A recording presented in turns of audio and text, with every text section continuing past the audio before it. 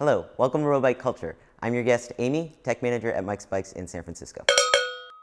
So I'm here today with Amy at Mike's Bikes in San Francisco, and Amy is the tech manager, and she is the mechanic who discovered the crack on my Cannondale. And since that day, I've been coming back to Mike's Bikes, and I've been very happy with my service here. Definitely, if you live in the area, you want to check out Mike's Bikes and Amy. Okay, so as you know from a previous video, I had a lot of problems changing the tire on my new Mavic tubeless wheel set. So once I got home, I brought the wheel to Amy at Mike's Bike. She put a new tire on it, and she told me a few tricks, and I decided to make a video about it, and Amy decided to go along with it.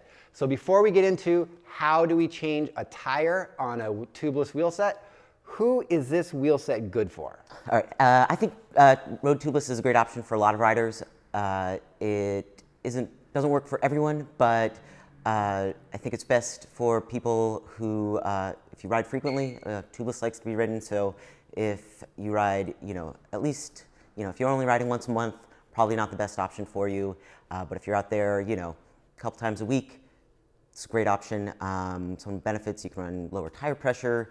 The sealant fills small punctures in the tire that would normally cause a flat with the tube. Just a different ride quality with the tire rim combination.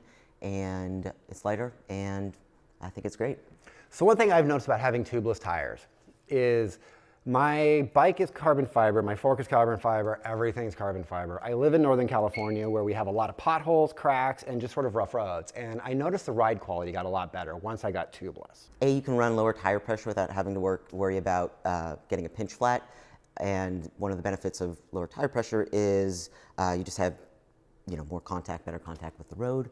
Also, carbon wheels just have a better ride quality, and you can go, and you can also go faster because there's no tube. The wheel is lighter.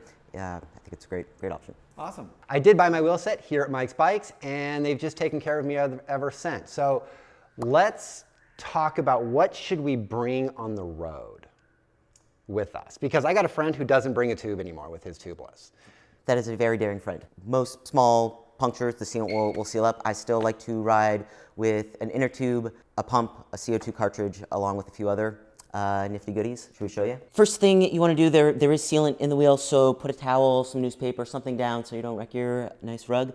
First thing you want to do is deflate as much air as you can out of the wheel. You unscrew this little guy. You can do that, a little sealant's going flying. Sometimes the valve can get a little bit gunked up, so if you press this guy, the air doesn't come out very freely, so it helps to take a valve core remover. This is one made by Park, and you can just unscrew the actual valve from the core, and that will and it might, if it's fully inflated, the valve might go shooting out, so just be mindful of that, but that will literally let all of the air come out.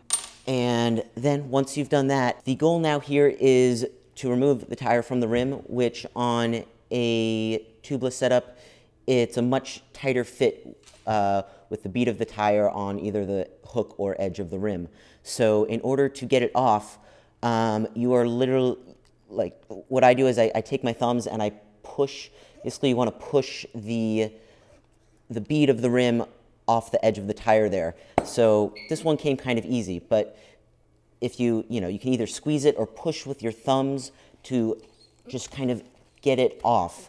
Especially if the tire has been sealed on there for a while, it can be trickier because the tire is actually kind of sealed on. This hasn't been on very long, so it's pretty easy. But we got one side off. Now let's do the other side, and I'm literally just pushing the bead of the tire off the rim. Sometimes it's really tricky, in which case I'll literally kind of try and roll it off, using as much force as I can, yeah. So once you've broken the bead all the way around the tire, pushed it into the center notch of the rim, and the center of the rim is usually a little bit deeper than the sides, and so if you can push the bead of the tire into that center notch, you'll have a little bit more wiggle room to play with. Then you want to take a tire lever and actually remove the tire from the rim. So if you take the tire lever and you want to hook it underneath the rim or the tire like that. This part is the bead of the tire. Hook it out, and then sometimes you need two tire levers to pull the bead of the tire over the side of the rim there. This one, again, is fairly easy, so I'm just going to take that and then just kind of and push it around and just remove the tire from the side of the rim like that. Remember, there's sealant in there, and if you're putting an inner tube in, it's okay if you don't really need the sealant anymore. So if you're on the side of the road, so once we've got one side off, then we want to get the other side off. Sometimes you can just lift the tire over the side of the rim, but sometimes it's really tight, and you need to do the same thing that you did on the other side, which is put the tire lever in there, put it over the hook put it over the side, and then that guy's going to come off just like so. So get rid of that. I usually like to take a rag, if you have one handy, and just clean it out. If you leave a lot of sealant on there, it can actually seal the inner tube to the tire, and it makes removing the inner tube from the tire difficult. So, all right, so once you have the tire off the rim, you want to inspect and find what caused the flat. So I will usually go through the tire and try and find the puncture or the piece of glass, whatever it was that caused it. Make sure you remove that. If there is a big gash, most likely with tubeless, it's going to be a big gash that causes it. You're going to need to cover that gash with either a tire boot or even a dollar bill or a power bar wrapper work great. Something basically malleable that can form to the shape of the tire, but will also protect the inner tube from pinching through that hole. Also want to go through and inspect the rim, make sure there's no significant damage to the rim. If it's a carbon rim, make sure that it's not delaminating or anything weird like that. If it is, get a ride home. That's not safe to ride.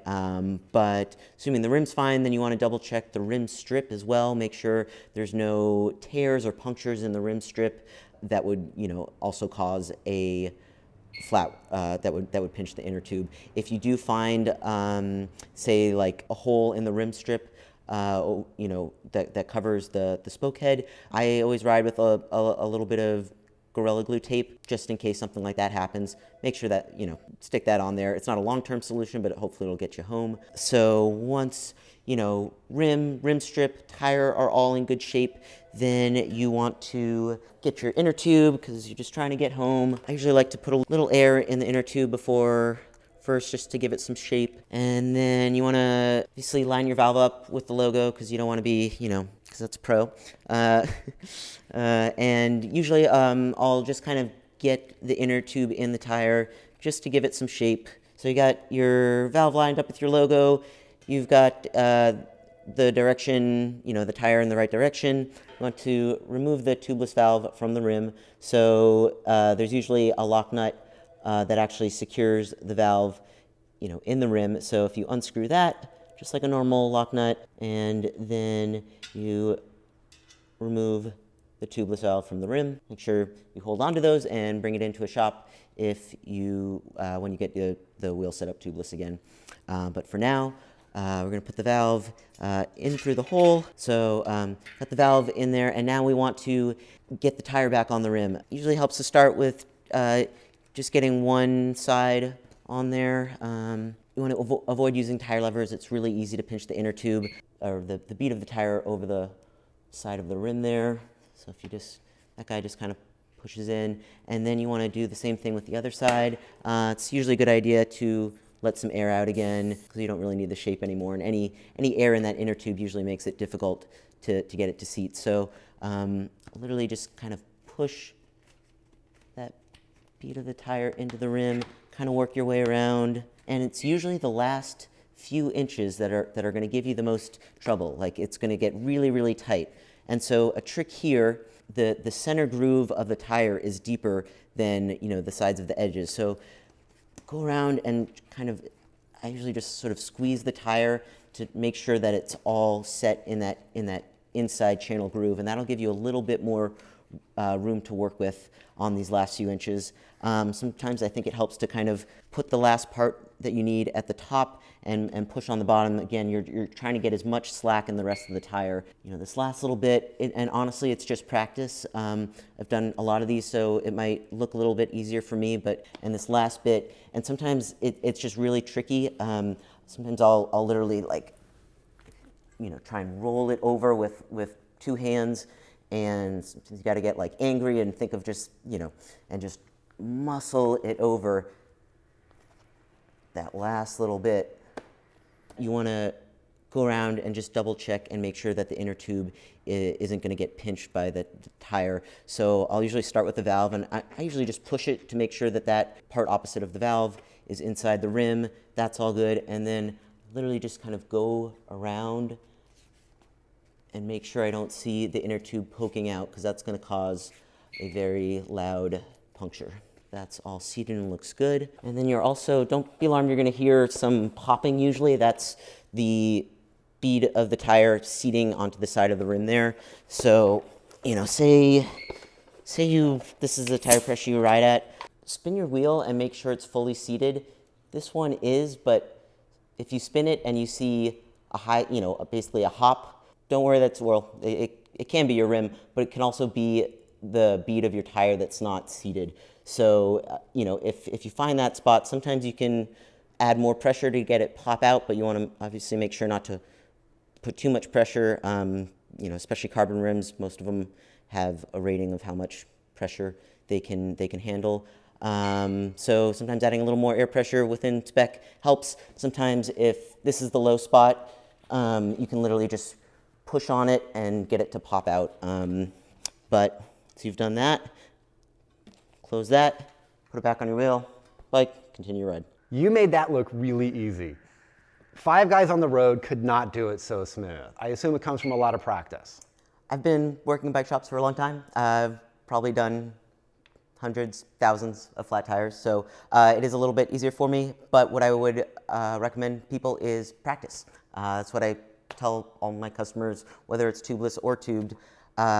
You don't want to go out on a ride and get a flat tire and it be a learning experience. So I say, you know, if it's a Friday night, you don't have anything to do, put a movie on and just take the tire on and off 10 times. That way, you know, you're familiar with it, you've done it before, you have a little bit of muscle memory. That way when you're out on a ride and, you know, if you're tired and you're frustrated, you're not going to be, you know, it's gonna be a lot easier if you've done it a number of times before. So I would recommend watching the movie Breaking Away, classic cycling movie, taking apart your new tires and putting it back on so you don't have the same problem I had out on the road. Well, I think that just about covers it. How to change a tire on a Mavic tubeless tire. This works for other wheel sets as well, so take this advice no matter the wheel set you have. And as always, I'm on Instagram, I'm on Facebook, I'm on Twitter. Yeah, I said Twitter, still 2019, I'm back in it. And I'm on YouTube. Until the next time, I hope to see you out there on the road with Amy.